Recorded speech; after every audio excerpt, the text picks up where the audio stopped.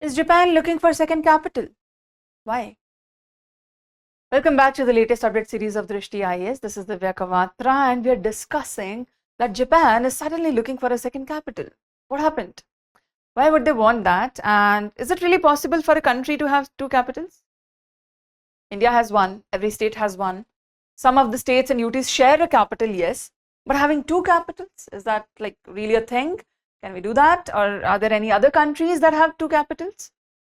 Let's find all that out. Let's understand why Japan is talking about this and how we can do this. Okay? All right. So first of all, Japan made an announcement. Japan in its official announcement said that we are officially on a hunt for second capital. Bill was approved by the lawmakers in July that created a legal framework to designate one or more regions and earthquake-prone nation as backup if Tokyo is incapacitated by disaster. So that is our reason, first of all. Because of the disaster management, a lot of disasters hit Tokyo very strongly. Because of that, the capital stops functioning and a lot of control and measurement and all the administration that should be working at this point to prevent or at least make sure that management, later management after disaster is done better, everything is shut down already. Because everything is running in Tokyo and Tokyo is getting hardly hit. So they've said that they already passed a legislation saying that because of the disaster prone areas, we can have another capital so that if one gets struck, at least from the second one, we continue our projects, we continue our propositions for evacuation, for help, everything, right?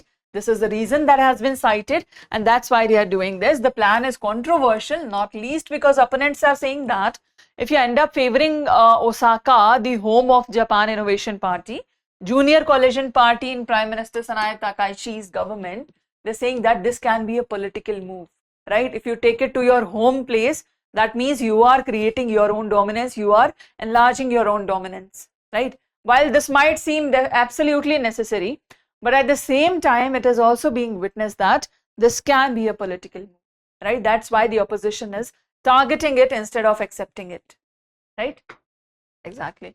So Parliament has delayed its summer recess as the debate over an alternative capital dragged on. The bill has sailed through the lower house of the National Diet, but the ruling coalition holds a supermajority, so naturally they are not easily going to agree to this, right?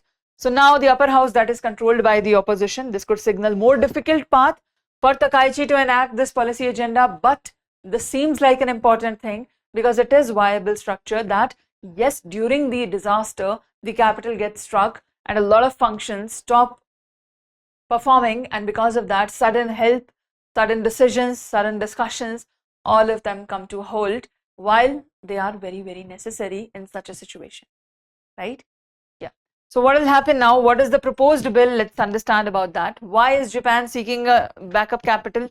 High earthquake and natural disaster risk, 70% chance there. A 7 magnitude earthquake will strike Tokyo metropolitan area within next 30 years. This has been addressed in a study. So they are saying that if this is going to happen, naturally we need to do this. Tokyo becomes incapacitated and we cannot do any administrative functions if it happens, and in that way dispatching the relief gets delayed in such situations. Let's not do that and let's make a solution to this. And they want to have there is an over concentration in Tokyo. Japan suffers from extreme geographical centralization. Tokyo alone has 20% of economic output, 50% of listed corporations, 30% of nation's population. Tokyo alone has that. Just imagine, right? And now by creating secondary administrative hub, government is hoping to redistribute economic growth, population, everything, so that a better distributed channel can be created, which is further more safe as well, right?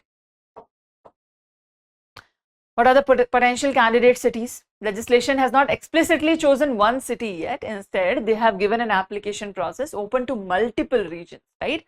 If they qualify the criteria like low likelihood of experiencing simultaneous disaster as Tokyo, if the new capital will also get sudden hits of earthquake, what is the use, right? So they found some areas that have lower chances of getting hit by an earthquake, and that in the existing infrastructure, population size and administrative capacity, it should have at least that much to host a government function, right? Because government cannot really go at a secluded area, right? They have to have population, they have to have a proper structure. Only there they can go, right? So that is also required. This is the criteria. According to that, they've given a list of a few cities, okay, in the map as you can see them, and this is not to the scale map, it is created separately, all right, but yet we have this. Number 1 is Osaka, long considered the front runner, major economic center in Western Japan, has financial and administrative structure also, so we won't have to do a lot to shift here. Then Aichi, major industrial hub, home to Toyota. Governor Omura publicly expressed the desire to be the first prefecture to apply, right? And then Fukuoka, key gateway in southern Japan, that is Kyushu, southern Japan, with strong tech and economic growth already happening there. Hokkaido Miyagi, another alternative offering complete geographical separation from Tokyo fault line. This is completely away from the Tokyo fault line. That way this becomes very safe, right? In terms of safety it is good, but then a lot of construction is not there, infrastructure is not there, government presence is not there. But here government presence is a lot, but it is still at risk, and then the political agenda also comes in the way, right? So they are still considering among these cities, and then if the bill gets passed, that too. Fukuoka, Hiroshima obviously not, Osaka, these are the major cities that are here. This is Sapporo also, right? The Tokyo, where we are currently located. This is how the cities are designed, all right.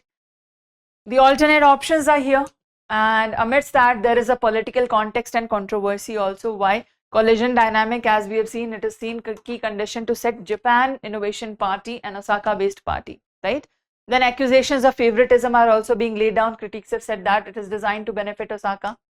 Then unclear costs are there. Government has not yet published comprehensive cost estimate to formally do this. But government is saying on this, the response of government on this criticism is that as long as you don't choose the city, how do we take an estimate of the cost? Like for example, Osaka already has all the infrastructure, so the cost will be very less.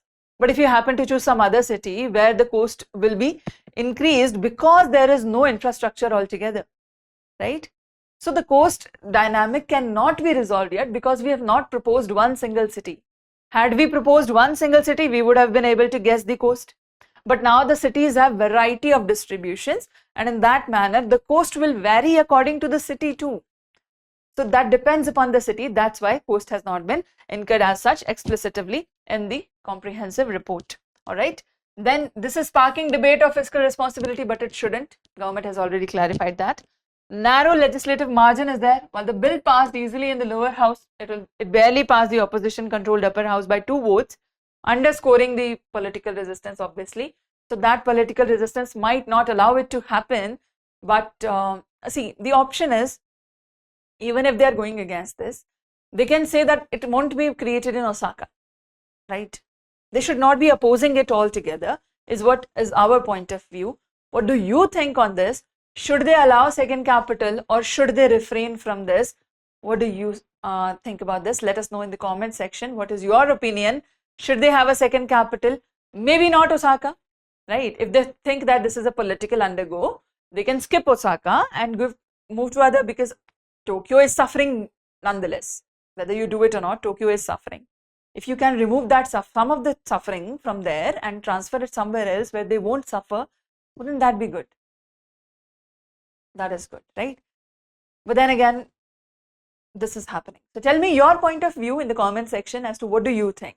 Should they agree to this or should they keep opposing the bill? And do you really think this is a political agenda or the need of the hour?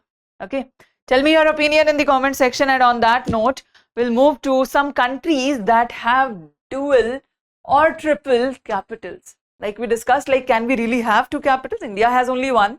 Maybe India will also start demanding that one capital is in north, let's have another capital in south, right? Yeah, so that can happen. But historically, if you see, South Africa has 3 capitals: Pretoria, Cape Town, and the judicial capital is different, executive capital is different, and legislative is different. This is the political compromise between regional territories, right? Bolivia has La Paz and Sucre, judicial and constitutional, executive and legislative, right? Historical compromise was done after civil war. Netherlands, Amsterdam and The Hague, seat of government, constitutional capital. This was also done by royals versus government institutions. Malaysia has Kuala Lumpur and Putrajaya, administrative seat and official capital. They relieve extreme urban congestion, that's why they did it. This is quite similar to Japan's condition, right? Yeah. Then South Korea, Seoul and Sejong City, administrative hub and primary capital. Mostly everybody only knows Seoul, but it also has another capital that balances the population and national development. Indonesia, Jakarta and Nusantara, current capital. Nusantara is under construction. Recently, Indonesia has adopted this, okay, because of environmental threats. Egypt, Cairo and new administrative capital, current and the future hub. Overcrowding in the old capital, that's why they are also moving to new capital. Japan proposed Tokyo and Osaka or regional, any other regional hub. Emergency continuity during catastrophic earthquakes. They're not saying we are totally shifting, remember that. They're saying we'll have additional one. In case Tokyo gets incapacitated, we should have some other office to work from, right? That is their motive here, right? That is regarding Japan's second capital demand. Tell me if India should have demand of second capital, like should India have a second capital? If no, then okay, but if yes, then tell me which city would you think can be or holds the potential to be the second capital of India? All right, although we are not going for second capital, this is not separatist idea, but yes, which city do you think has that kind of control to be a second capital? And historically, which cities have been the capitals of India, right? Which was the capital of India before Delhi? Tell me in the comment section, which was the capital of India before Delhi? All right, did we have any other capital, or has Delhi been always the capital? Pre-independence, post-independence, both. Okay. All right, tell me that. And on that note, if you want to discuss more such current affairs with us, we come live at 8:30 a.m. Monday to Saturday on Drishti IAS English channel. And you can join us here. We discuss the Hindu newspaper, all the current affairs from that, PIB news analysis, as well as question practice from the previous session. That is the structure of the class. You can join us daily from Monday to Saturday live at 8:30 a.m. All right? Okay. That's about the session, and we have a question for you regarding the same, Japan's capital and the system that is here. Read the question and give us your answer in the comment section. Done? Let us know your answer in the comment section, and that is it about our session for the day. This was our news regarding Japan's second capital. I hope you understood that. Yes? We've asked you a few questions. We are waiting for your answer in the comment section. Okay? All right. We'll see you in the next video. Till then, keep studying. Take care. Thank you. Bye-bye. For more informative content, like, share and subscribe, and do not forget to press the bell icon to get the notifications.